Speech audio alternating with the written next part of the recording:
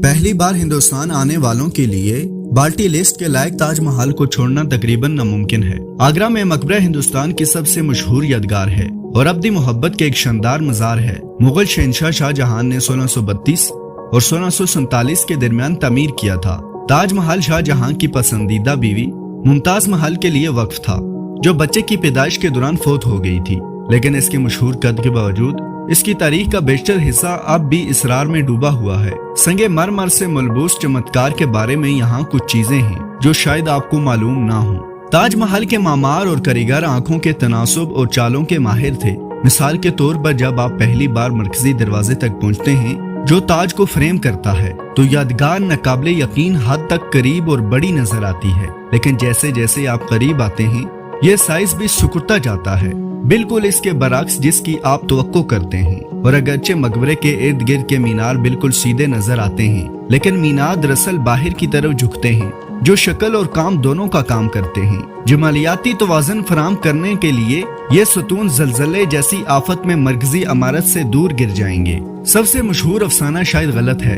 एक मशहूर लेजेंड के मुताबिक शाहजहां की ख्वाहिश थी कि मकबरा एक शानदार शाहकार बन जाए जिसके बराबर ना हो। इस बात को यकीनी बनाने के लिए कि कोई भी ताजमहल की खूबसूरती को दोबारा ना बना सके, शाहजहां ने क्यास के मुताबिक हाथ काट लिए और कारीगरों की आंखें निकाल दी।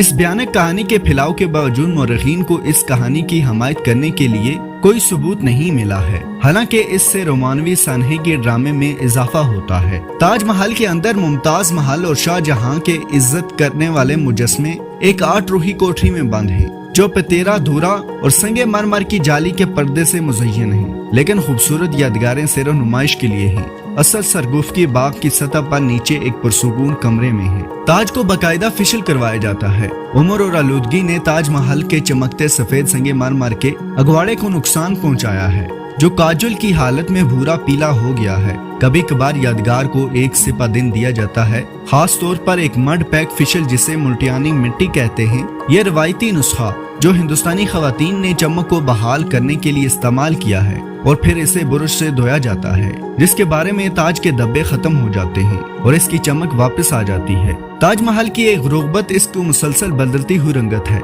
सुबह से शाम तक सूरज मज़ार को बदल देता है। तुलुए आफ्ताब के वक्त ये मोती सरमई और हल्का गुलाबी, दोपहर के वक्त चमकदार सफेद और सूरज गुरूब होने पर नारंगी कांसी लग सकता है। शाम में ताज परबासी नीले रंग में जाहिर हो सकता है। यहाँ तक के पूरे चांद और चांद घेरन के नज़ारे के लिए खुसूसी टिकट फराहम किए जाते हैं। ये ताकत की इतनी ही अलामत थी जितनी मोहब्बत की थी।